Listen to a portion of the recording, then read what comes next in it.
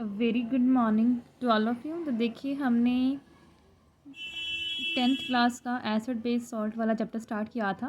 तो आज हम इस चैप्टर को क्लोज़ करने वाले हैं। तो यहाँ पे हम आज बात करेंगे इंपॉर्टेंट सॉल्ट्स की, इनके formulas, common name, chemical name and there preparation. देखिए जो हमारा टॉपिक है थोड़ा लेंथी रहने वाला है। तो सबसे पहले हम यहाँ पे देखेंगे हमने कौन कौन से सॉल्ट करने हैं। The first one is your common salt, जिसको आप टेबल सॉल्ट, रॉक सॉल्ट भी बोलते हो। तो that is your NaCl, sodium chloride. Okay, and the next one is your caustic soda, important one, caustic soda, that is your NaOH and the chemical name is sodium hydroxide. Comes to next formula, that is your bleaching powder. So bleaching powder is your CaOCl2, calcium oxychloride. Okay, the next one is your baking soda, that is your NaHCO3. NaHCO3, that is sodium hydrogen carbonate. और देखिए कई सारी books में यहाँ पे hydrogen के place पे क्या लिखा होता है, बाय। तो sodium bicarbonate is the same. Okay, that is your baking soda. Next is your washing soda. तो washing soda is your Na2CO3 and dot 10H2O। तो ध्यान रखें वॉशिंग सोडा में 10H2 होता है, ठीक है। इसका केमिकल नेम हो जाएगा सोडियम कार्बोनेट। कई बार वो डेकाहाइड्रेट लिखते हैं, नहीं भी लिखते हैं, ठीक है। तो 10 for Deka and hydrate for H2O। तो वॉशिंग सोडा का फॉर्मूला है Na2CO3.10H2O, chemical name sodium carbonate Deka hydrate. तो ये लिखा भी हो सकता है और नहीं भी। ओके, तो अपने नेक्स्ट फार्मूलाज पे जाने से पहले एक बार दोबारा देख लीजिए हमने क्या किया। कॉमन सॉल्ट, जिसको आप टेबल या रॉक सॉल्ट बोलते हो, that is sodium chloride. Caustic soda है, ब्लीचिंग पाउडर है, बेकिंग सोडा है, वॉशिंग सोडा है। तो इनके आपने क्या करना है, इनके chemical name as well as a chemical formula ये आप याद रखें। अब हम नेक्स्ट फार्मूला पे चलते हैं। POP, plaster of Paris, that is your calcium sulphate CaSO4 dot half H2O। Plaster of Paris का फॉर्मूला क्या है, CaSO4 डॉट हाफ H2O। देखिए हाफ को हम बोलते हैं हेमी, तो केमिकल नेम क्या आ जाएगा, calcium sulphate hemihydrate. Next formula आ जाएगा जिप्सम का। जिप्सम का भी सेम ही है, बस यहाँ पे क्या आता है, 2 water molecule, calcium sulphate dot 2H2O। Next आता है dead bond plaster. Dead bond plaster में देखिए फॉर्मूला वही है, कैल्शियम सल्फेट ही है, बट यहाँ पे कोई आपको वाटर मॉलिक्यूल नहीं दिख रहा है। तो कई बार वो डेड बॉन्ड प्लास्टर का फॉर्मूला पूछ लेते हैं या केमिकल नेम पूछ लेंगे। अगर केमिकल नेम पूछ रहे हैं तो आपने क्या लिखना, एनहाइड्रस। एनहाइड्रस का मीन्स यहाँ पे कोई वाटर मॉलिक्यूल नहीं है, एनहाइड्रस कैल्शियम सल्फेट। तो ये आगे आपके पास तीनों फॉर्मूलाज मिलते ही हैं। POP में हाफ वाटर मॉलिक्यूल आएगा, जिप्सम में 2 वाटर मॉलिक्यूल आएंगे, डेड बर्न प्लास्टर में कोई भी वाटर मॉलिक्यूल नहीं है। और अगर आपसे डेड बर्न प्लास्टर का क्या पूछें, वो केमिकल नेम, तो आपके बोलेंगे एनहाइड्रस कैल्शियम सल्फेट। इसके बाद बहुत फ्रिक्वेंटली आस्क्ड यहाँ से फॉर्मूलाज रहते हैं। The very one first one is your calcium oxide, जिसको आप क्या बोलते हैं, quick lime. Calcium sulphate calcium oxide, that is your quick lime. Quick lime जिसको आप कहाँ यूज़ करते हैं, वाइट वॉशिंग में भी क्या करते हैं, आप इसको यूज़ करते हैं। देखिए अब यहाँ पे क्या आता है, कई बार क्वेश्चन आता है कि अगर हम क्विक जो लाइम है तो वाटर ऐड करते हैं तो क्या बनेगा। तो क्विक लाइम का केमिकल नेम हो गया कैल्शियम ऑक्साइड। अगर इसमें वाटर ऐड करूँ तो मेरे पास बन जाएगा स्लेट लाइम, या इसको क्या बोल सकते हैं हम, लाइम वाटर। क्विक लाइम में जब मैं वाटर ऐड करूँगी तो मेरे पास क्या बनेगा, स्लेट लाइम या लाइम वाटर, और इसका केमिकल नेम है कैल्शियम हाइड्रोक्साइड। तो ये ध्यान रखें, quick lime, slate lime, lime water क्या है, ठीक है। नेक्स्ट हम बात करेंगे यहाँ पे आपके पास एक क्वेश्चन आता है। क्या आता है क्वेश्चन कि जब आप CO2 को पास कराते हैं स्लेट लाइम में से, तो वहाँ पे मिल्कीनेस अपीयर होती है। जब आप CO2 को, when CO2 is pass through slate lime, milkiness appear. ये इंपॉर्टेंट क्वेश्चन है, काफ़ी बार पूछा गया है कि वो मिल्कीनेस किसकी वजह से आई है, ठीक है। और कई बार वहाँ पे उसका फॉर्मूला पूछता है आपसे। तो when CO2 is passed by slate lime, milkiness appear, ठीक है, मिल्कीनेस अपीयर होगी। फिर वो क्या बोलता है कि अगर हम उसमें एक्सेस CO2 डालें, उसमें हम क्या डालें, एक्सेस CO2 डालें, तो मिल्कीनेस डिसअपीयर हो जाती है। तो कई बार वो पूछेगा आपसे कि हाँ हम जो मिल्कीनेस है उसको डिसअपीयर कराना तो क्या करें, तो आप उसमें एक्सेस क्या डाल दो, CO2 डाल दो। ओके, फिर वो पूछेगा कि जो मिल्कीनेस डिसअपीयर हुई वहाँ पे क्या कंपाउंड बना और उसका फॉर्मूला क्या है। तो यहाँ पे बहुत इंपॉर्टेंट ये क्वेश्चन रहता है। तो देखिए चलिए क्या है, CaOH ट्वाइस, ये कैल्शियम हाइड्रोक्साइड है, स्लेट लाइम है। क्या पास करें मैंने इसमें, CO2। अब यहाँ पे ये ध्यान रखें आप, कैल्शियम कार्बोनेट, कैल्शियम कार्बोनेट, ये यहाँ पे आपके पास आंसर आएगा। ये जो मिल्कीनेस अपीयर हुई है वो किसकी वजह से हुई है, कैल्शियम कार्बोनेट की वजह से हुई है। और अगर मैं इस सॉल्यूशन में क्या कर दूँ, एक्सेस CO2 पास करा दूँ, तो मेरी जो मिल्कीनेस है वो क्या हो जाएगी, डिसअपीयर।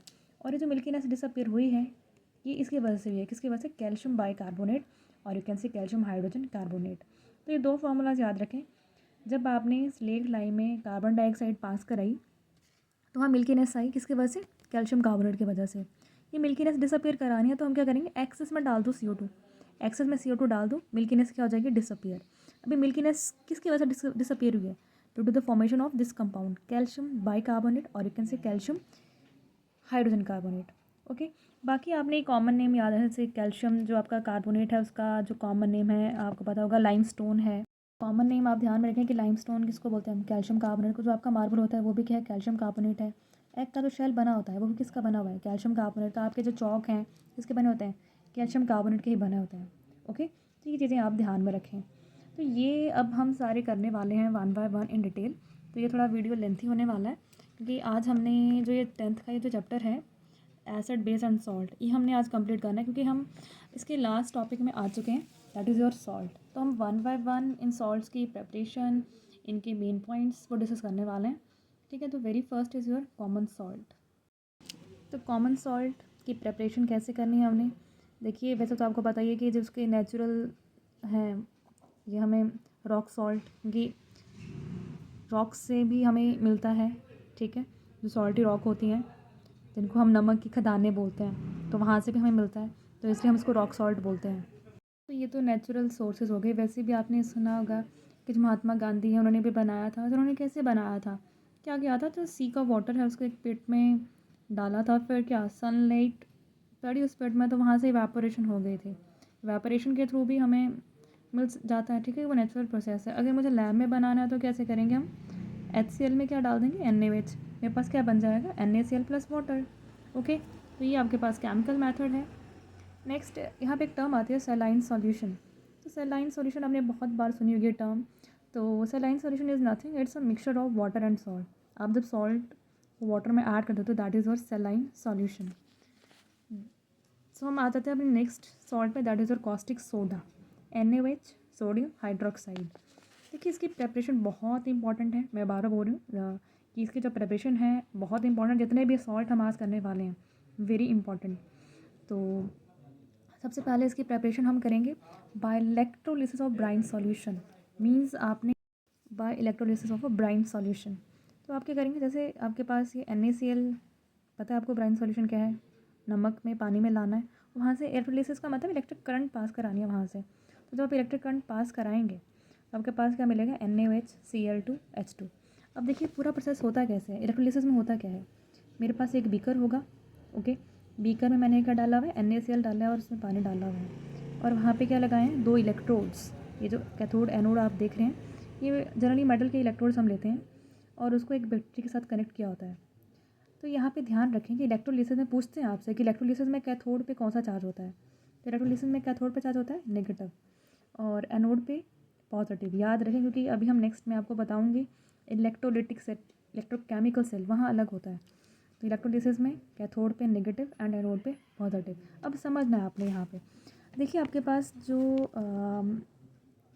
अब आपके पास यहाँ पे जो सॉल्यूशन है वहाँ पे Na पॉजिटिव भी होगा, Cl नेगेटिव भी होगा, टूट जाएगा ना पानी, जब आप इलेक्ट्रिक करंट पास करेंगे तो टूट जाएंगे, आयंस बन जाएंगे, Na positive Cl negative, H positive OH negative. अब 2 आपके पास नेगेटिव के हैं, 2 आपके पास पॉजिटिव के हैं। अब देखिए नेगेटिव के मेरे पास है Cl नेगेटिव और OH नेगेटिव। तो इसमें जो Cl नेगेटिव है इसकी मोबिलिटी बहुत ज़्यादा है, मतलब ये मूव फटाफट करता है। तो नेगेटिव है, नेगेटिव कहाँ चला जाएगा, पॉजिटिव की तरफ। तो आपको जो क्लोरीन है वो पहले पहुँच जाएगा पॉजिटिव टर्मिनल पे और OH रह जाएगा।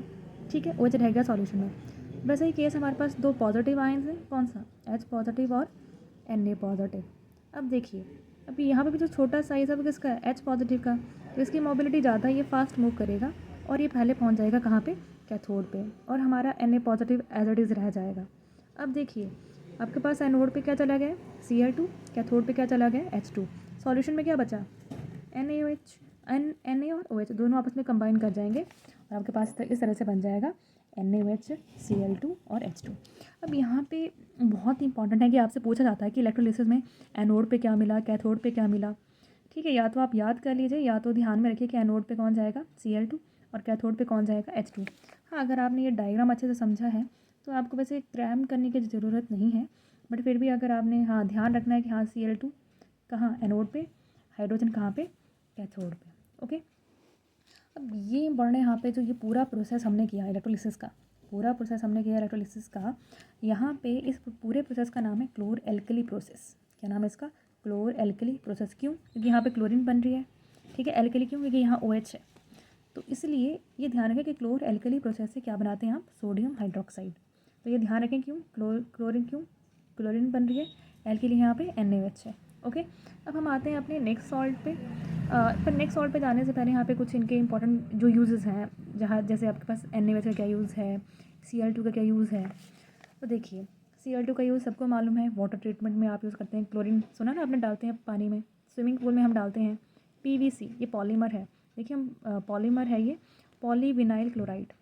तो यहाँ पे भी क्लोरीन का यूज़ हो रहा है पॉलीमर बनाने में। डिसइंफेक्टेंट है।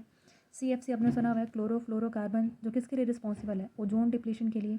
बहुत सारे पेस्टिसाइड्स में हम यूज़ करते हैं क्लोरीन।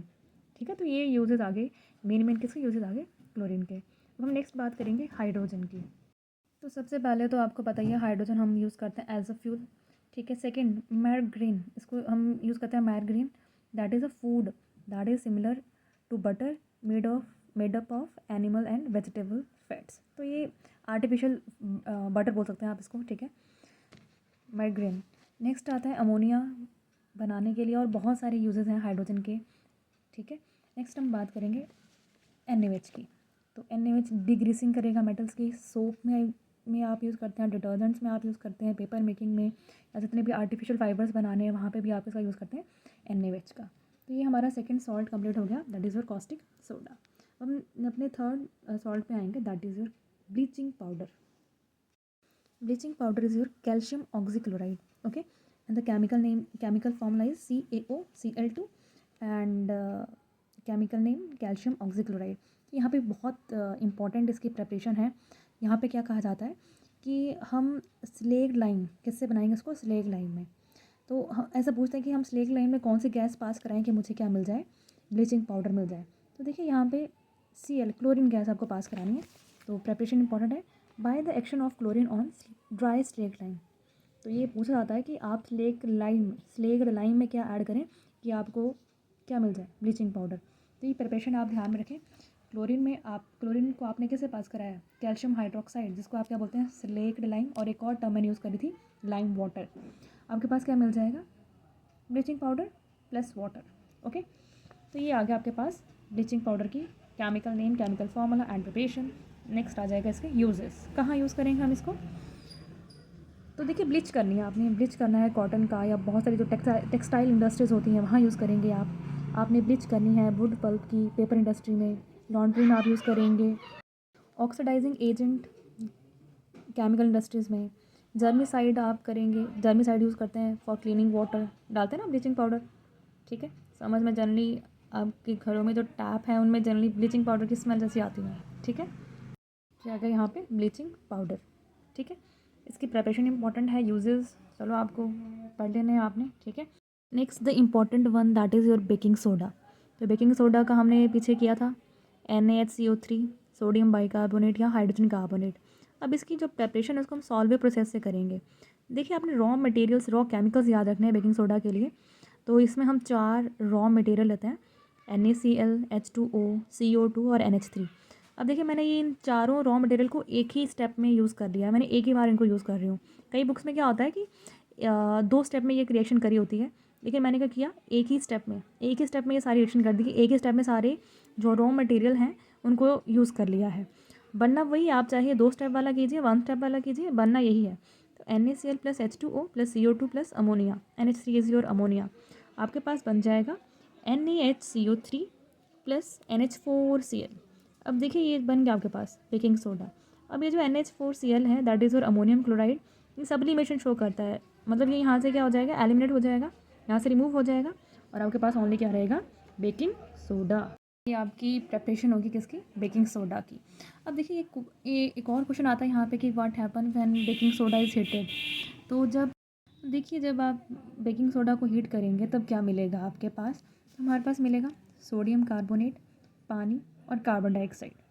जब भी आप बेकिंग सोडा को हीट करेंगे क्या मिलेगा, sodium carbonate Na2CO3 plus water plus CO2। देखिए यहाँ पे एक स्टेप मैं इंक्लूड करूँ यहाँ पे। अगर मैं सोडियम कार्बोनेट में जो बना है मेरे पास, अगर इसमें मैं वाटर ऐड कर दूँ, 10 मॉलिक्यूल वाटर के ऐड कर दूँ, तो मेरे पास बन जाएगा वॉशिंग सोडा। वो बन जाएगा washing soda, that is your Na2CO3 dot 10H2। तो ये आ गया आपके पास प्रेपरेशन एंड क्या एक्शन रहेगा बेकिंग सोडा पे हीट का। अब नेक्स्ट हम बात करेंगे इसके यूजेस, जो कि बहुत इंपॉर्टेंट हैं। तो देखिए आप इसको यूज़ करते हैं बेकिंग पाउडर बनाने में। तो बहुत बार पूछा जाता है कि what is baking powder, baking powder क्या होता है। बेकिंग पाउडर में क्या होता है, baking soda plus tartaric acid. Baking soda में टार्टरिक एसिड स्मॉल क्वांटिटी में होता है, बहुत ज़्यादा नहीं होता, बहुत स्मॉल क्वांटिटी में होता है, ठीक है। बेकिंग पाउडर जब भी आए तो आप क्या बोलेंगे, baking soda plus tartaric acid, तो ये ध्यान रखें। नेक्स्ट हीटिंग, मतलब आपके पास जब आप हीट करते हैं या मिक्स करते हैं जो वाटर बेकिंग पाउडर में, तो आपके पास क्या बनता है, आपके पास CO2 निकलती है। क्या बोल रहे हैं ये, सेकंड क्या है, the heating and mixing of water with baking powder there is a formation of CO2। और इस CO2 को आप यूज़ करते हैं केक ब्रेड वगैरह बनाने में। तो क्या है, NaHCO3 sodium bicarbonate baking powder, ठीक है, टार्टरिक एसिड, ये आपका बेकिंग पाउडर हो गया ना पूरा, ये पूरा बेकिंग पाउडर हो गया। बेकिंग पाउडर में क्या है मेरे पास, baking soda plus tartaric acid. तो ये जो H पॉजिटिव है कहाँ से आया है, ये आया आपके पास, H पॉजिटिव आया टार्टरिक एसिड से। और जब मैंने इसमें क्या करा, इसको मिक्स किया वाटर के साथ, या क्या किया, इसको हीट किया, ठीक है। तो मेरे पास क्या मिलेगा, CO2 plus water plus sodium salt of acid. अब देखिए जो CO2 यहाँ से इवॉल्व हो रही है, इसी CO2 को आप यूज़ करते हैं, या CO2 produce during reaction cause bread cake to rise making them soft and spongy. यही रिएक्शन हो रहा है, जो आपके केक देखे ना आपने, बहुत फ्लफ़ी से होते हैं, सॉफ्ट होते हैं, जितने बेकरी प्रोडक्ट होते हैं कैसे होते हैं, सॉफ्ट। ब्रेड देख लीजिए, केक देख लीजिए, तो उनमें ये रिएक्शन हो रही होती है। क्या हो रही होती है उनमें, ये रिएक्शन। आप क्या करते हैं, आप बेकिंग पाउडर को हीट करते हैं, उसमें डालेंगे ना बेकिंग पाउडर, आप उसको हीट करेंगे या वाटर साथ मिक्स करेंगे, तो आपके पास वहाँ से कौन सी गैस इवॉल्व होगी, CO2। तो आपसे क्वेश्चन आ सकता है कि जो केक है या आपके ब्रेड हैं वो सॉफ्ट होते हैं या प्लिफ होते हैं, या आपने देखा होगा बहुत छोटे छोटे होल्स होते हैं उनमें। तो वो होल्स क्यों, क्योंकि वहाँ पे during the whole process CO2 यहाँ से क्या हो रही है, रिमूव। अब जब CO2 निकलेगी तो ऑब्वियस सी बात है अपना पैसेज तो बनाएगी, तो वो पैसेज किस फॉर्म में होगा, स्मॉल होल्स में या स्मॉल पोर्स के फॉर्म में होगा। ओके, नेक्स्ट हम इसको यूज़ करते हैं एज एन एंटा एसिड। मैंने पहले भी डिस्कस किया था कि जो एसिडिटी के अगेंस्ट आप होम रेमेडियल, अगर एसिडिटी हो जाती है तो आप क्या ले लीजिए, बेकिंग सोडा ले लो, तो ये होम रेमेडियल में आता है। दूसरी तरफ मैंने एक और बताया था आपको कि अगर आपको जैसे हनी बी आंट या स्टिंग कर लेती है, तब भी आप वहाँ पे क्या यूज़ कर सकते हैं, बेकिंग सोडा, ठीक है, इंस्टेंट रिलीफ के लिए। Next is one of the most important use, that is your soda fire extinguisher, ठीक है। बेकिंग सोडा को भी आप आग बुझाने में यूज़ करेंगे। अभी तक तो आपने क्या सुना था कि मतलब जनरली हम CO2 के फायर एक्सटिंग्विशर सुने हुए हैं हमने, सोडा फायर एक्सटिंग्विशर भी में भी हम यूज़ कर सकते हैं आग बुझाने के लिए। मतलब बेकिंग सोडा को भी आप यूज़ करेंगे आग बुझाने के लिए। अब कैसे, क्या रिएक्शन होगा, देखिए होता क्या है यहाँ पे, मेरे पास जो भी एक्सटिंग्विशर होगा उसमें मैंने क्या डाला होगा, बेकिंग सोडा, और साथ में वहाँ पे एसिड लेंगे हम, H2SO4, sodium bicarbonate plus H2SO4। अब इन दोनों में जब रिएक्शन होगी आपके पास क्या बनेगा, Na2CO3 वाटर और CO2। अब ये जो CO2 यहाँ से निकल रही है, ये ही फायर को एक्सटिंग्विश करने का काम करेगी। Okay, so that's how the sodium या सोडा, आपका जो बेकिंग सोडा है, is used in a fire extinguisher. तो ये आपके पास मेन यूजेस आ गए बेकिंग सोडा के। तो मैं दोबारा बोल रही हूँ कि baking soda one of the most important यहाँ पे सॉल्ट है, और इसकी यूजेस, इसके मेन प्रॉपर्टीज़ आप अच्छे से इनको रिवाइज़ करें। ओके, नेक्स्ट जो हम आएंगे वो आएंगे वॉशिंग सोडा पे। Washing soda is Na2CO3 10H2O, या इसको आप सोडियम कार्बोनेट डेकाहाइड्रेट। देखिए अगेन इसको हम सॉल्वे प्रोसेस से बना सकते हैं, क्योंकि वही है, दोबारा देखिए हमने पीछे भी बनाया था कि अगर हम बेकिंग सोडा को हीट करेंगे, तो मेरे पास क्या मिलेगा, Na2CO3 वाटर प्लस CO2। और फिर मैंने कहा था कि अगर मैं इस Na2CO3 में क्या डाल दूँ, 10 वाटर मॉलिक्यूल, तो मेरे पास क्या बन जाएगा, वॉशिंग सोडा। तो उसी पीछे आप सॉल्वर प्रोसेस का यूज़ करके हम क्या बना सकते हैं यहाँ पे वॉशिंग सोडा। पर यहाँ पे आपको 3 स्टेप फॉलो करना है, जबकि बेकिंग सोडा बनाने के लिए हमें एक ही स्टेप फॉलो करना है। ओके, नेक्स्ट हम आ जाएंगे इसके यूजेस पे। तो glass, soap and paper industries में हम यूज़ करते हैं। क्लीनिंग एजेंट है बहुत सारे डोमेस्टिक पर्पसेस के लिए। अगर परमानेंट हार्डनेस, देखिए हार्डनेस वाला टॉपिक हम अलग से करेंगे। तो अभी आप बस इतना ध्यान रखें कि जो परमानेंट हार्डनेस है वाटर की, उसको रिमूव करने के लिए भी हम वॉशिंग सोडा या सोडियम के कंपाउंड, ठीक है, वैसे तो आप सोडियम के कंपाउंड, मैं ऐसे नहीं बोलूँगी washing soda, the compound of sodium, permanent hardness of water can be removed by compound of sodium. तो वॉशिंग सोडा भी, बेकिंग सोडा भी आप यूज़ कर सकते हैं जहाँ पे क्या आपके पास सोडियम हो। तो compounds of sodium can be used to remove the permanent hardness of water. और ये टॉपिक अलग से करना है हम लोगों ने कि हार्डनेस ऑफ वाटर क्यों है।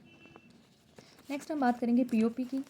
तो प्लास्टर ऑफ पेरिस हमने पीछे भी डिस्कस किया था, क्योंकि ये पेरिस में बना था, इसलिए इसका नाम क्या जाता है, plaster of Paris. CaSO4 dot half H2O। ये यहाँ पे जो कॉमन जो इम्पोर्टेंट क्वेश्चन रहता है वो क्या है कि जब आप पीओपी जो है अगर मॉइस्चर के कांटेक्ट में आएगा या वाटर के कांटेक्ट में आएगा, या व्हाट हैपन व्हेन कैल्शियम, जो पीओपी है कैल्शियम सल्फेट हेमीहाइड्रेट है, मॉइस्चर के कांटेक्ट में आएगा, वाटर के कांटेक्ट में आएगा, तो क्या बनेगा, तो it will form gypsum, hard mass, एक हार्ड मास बना देगा आपके पास, जिप्सम बना देगा, ठीक है, एक हार्ड मास बना देगा, that is your gypsum. Gypsum की प्रिपरेशन भी होगी, कैसे बनाएंगे जिप्सम, अगर मैं पीओपी में क्या ऐड कर दूँ, वाटर, मेरे पास क्या बन जाएगा, जिप्सम। लेकिन जिप्सम का फॉर्मूला क्या है आपके पास, कैल्शियम सल्फेट डॉट 2H2O। बाकी पीओपी के जो यूजेस हैं, तो आपने अगर सरफेस की स्मूदिंग वगैरह करते तो आप बोलते हैं ना वो पुट्टी कर लो, तो ये वही है, पीओपी क्या है, प्लास्टर ऑफ पेरिस क्या है, वही है, वो आप सरफेस की स्मूदिंग करनी है, वाइडनिंग करनी है, स्टैचूज़ बनाने हैं, बहुत सारे आपने टॉयज़ बनाने हैं, ज्वेलरीज बनानी है, तो वहाँ पे आप किसका यूज़ कर सकते हैं, पीओपी का। Now we comes to our last topic and one of the most important topic, that is your water of crystallization. कि वाटर ऑफ क्रिस्टलाइजेशन होता क्या है, तो सिंपल अगर मैं बोलूँ, the fix number of water molecule, किसी भी the number of water molecule chemical combined in a definite molecular proportion with the salt in its crystalline state, ठीक है, मतलब आप सिंपल बोल दो कि किसी भी मॉलिक्यूलर फॉर्मूला में जो फिक्स नंबर रहता है वाटर मॉलिक्यूल का, that is your water of crystallization. और ध्यान रखें जो वाटर ऑफ क्रिस्टलाइजेशन है, it is responsible to colour के लिए रिस्पॉन्सिबल है, ठीक है। जैसे मैंने यहाँ पे एग्जांपल लिया हुआ है ब्लू विट्रियोल, देखिए ये फॉर्मूला ऐसे भी पूछा जाता है। अब देखो वो मैं ब्लू बोल रही हूँ, ब्लू विट्रियोल मतलब इसका कलर कैसा है, नीला है, तो इसको क्या बोलते हैं आप, कॉपर सल्फेट डॉट 5H2O। अगर मैं यहाँ से 5H2O रिमूव कर दूँ तो ये वाइट सॉल्ट हो जाएगा, तो then it's not a blue vitriol, it's blue vitriol only when there is a 5H2O। these water are responsible for its color, so keep in mind that these water molecule are responsible for its color, that is its blue, Neela colour है इसका, तो वो किसके वजह से है, इस water of crystallisation की वजह से है। तो ब्लू विट्रियोल कॉमन नेम है, केमिकल नेम क्या आ जाए, कॉपर सल्फेट 5H2।